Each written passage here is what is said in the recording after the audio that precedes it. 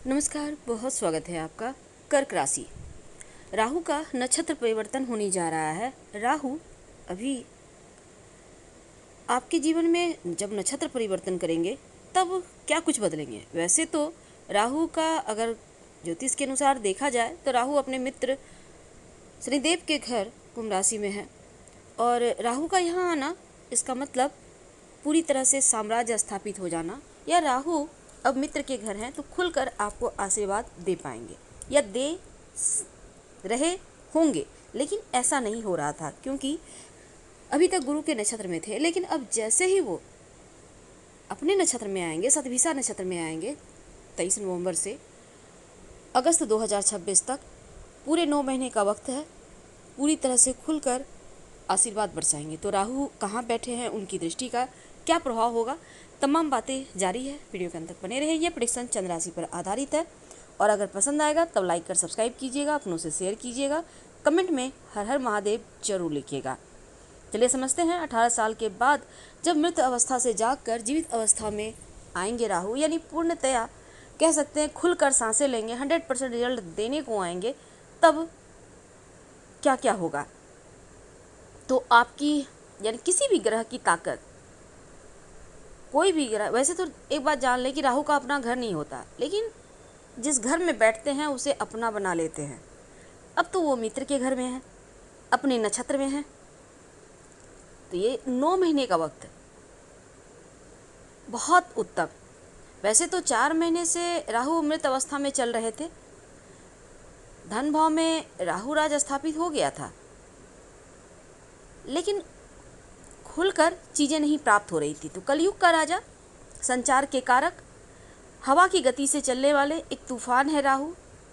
कह सकते हैं कि इच्छा को भड़काते भी राहु ही हैं, राहु ब्रह्म भी हैं, राहु कई बार भटकाव भी देते हैं, लेकिन समझते हैं क्या कुछ प्राप्त होगा और तमाम मुश्किलों से बाहर निकलने के लिए क्या उपाय करें। तो राहु 24 डिग्री छोड़कर 22 डिग्री में प्रवेश कर चुके हैं और ज्योतिष के अनुसार उदित अवस्था में हैं।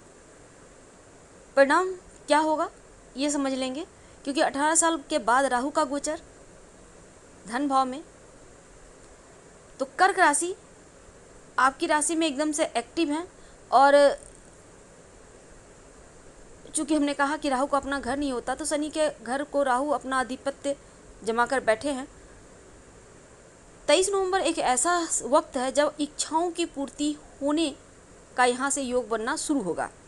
राहु स्वयं इच्छा है, इच्छा को भड़काते हैं, व्यक्ति को मन में बहुत सारे, कहते हैं ना, जो मन की गति से चलने वाला वो राहु, यानी कि राहु मन की गति से चलते हैं। आपने सोचा नहीं कि राहु एक्टिव, तो हवा है, हवा का झोंका है, तूफान है। तो सफलता का तूफान कितनी दूर ले जाएगा, क्या कुछ देगा, गहराई से समझ लें तो आसान हो जाएगी आने वाले 9 महीने का सफ़र।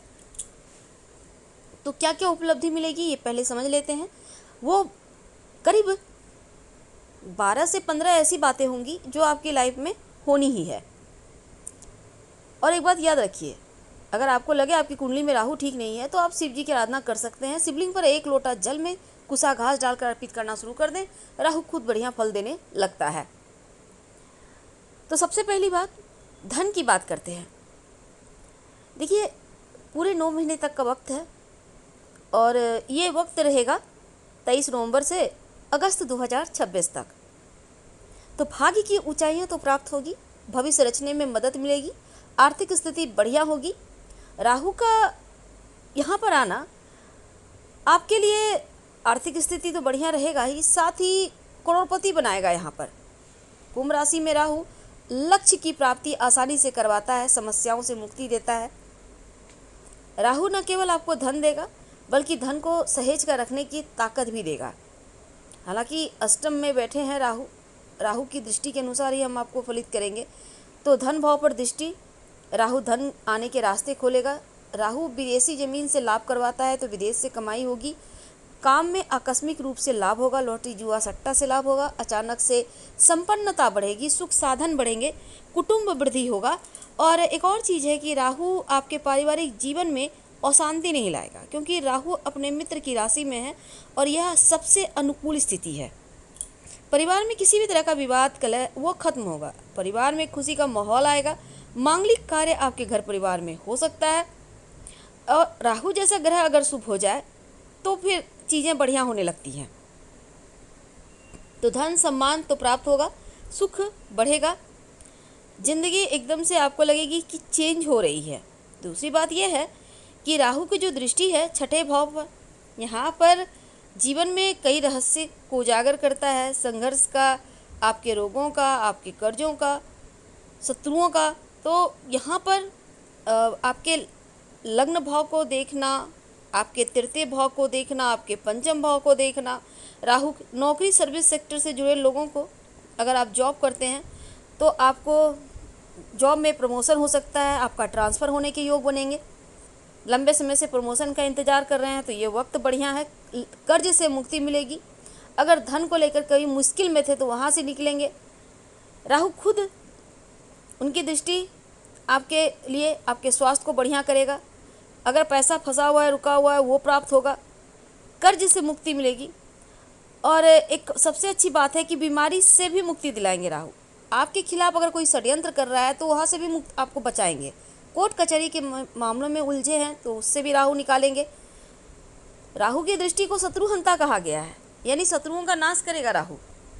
तो सफलता की सीढ़ी पर बढ़ेंगे और ये जीवन के तमाम रास्ते पर आपको दिखाई देंगे। बाधाओं से कैसे बाहर निकलना है ये आपको राहु समझाएगा, और समस्याओं से कैसे बाहर निकलना है ये भी जीत का रास्ता राहु देगा। राहु का प्रभाव से आप बस ये समझ लें कि राहु की दृष्टि को हल्के में मत लीजिएगा, ये आपकी लाइफ को पूरी तरह बदल देगा। और सबसे अच्छी बात ये होगी, अचानक से होने वाली घटनाएं आपकी लाइफ में, जैसे अनिश्चितता का भाव अष्टम भाव है, तो जीवन में बड़े बड़े बदलाव होंगे। हो सकता है आप तंत्र मंत्र की तरफ भी आपका झुकाव बढ़े, या फिर पूजा पाठ की तरफ अगर आप थोड़ा ध्यान दे देते हैं, ध्यान योगा करते हैं तो अच्छा रहेगा। क्योंकि राहु भ्रमित भी करता है, अगर भ्रम में फंस गए तो चीज़ें गड़बड़ होंगी। इसलिए पूजा पाठ करें, ध्यान करें, योगा करें, गायत्री मंत्र पढ़ें, ताकि आपका ऑरा मजबूत हो जाए। जीवन में परिवर्तन का ये बहुत बड़ा यहाँ पर खेल होने वाला है।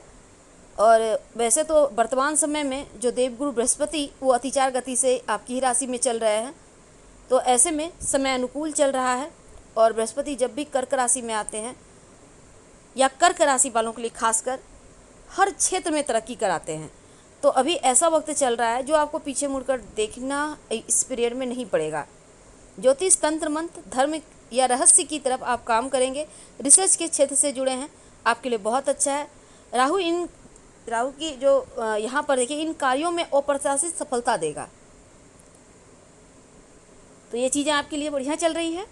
और उपाय भी हमने आपको बताया, उपाय को जरूर कीजिए ताकि बाधाएं कम हो और आसानी से आगे बढ़ पाए। सबसे महत्वपूर्ण बात यह है कि राहु भाग्य भाव से भी थोड़ा संबंध उनका हो रहा है, तो ऐसे में राहु जैसा शक्तिशाली ग्रह का भाग्य भाव से संबंध बनना भाग्योदय के लिए बहुत अच्छा है। इसका लाभ आपको उठाना चाहिए। धन्यवाद। हम फिर मिलेंगे किसी नए टॉपिक के साथ, और ख़ासकर आप संचार से जुड़े हैं तो आपके लिए बहुत अच्छा वक्त है।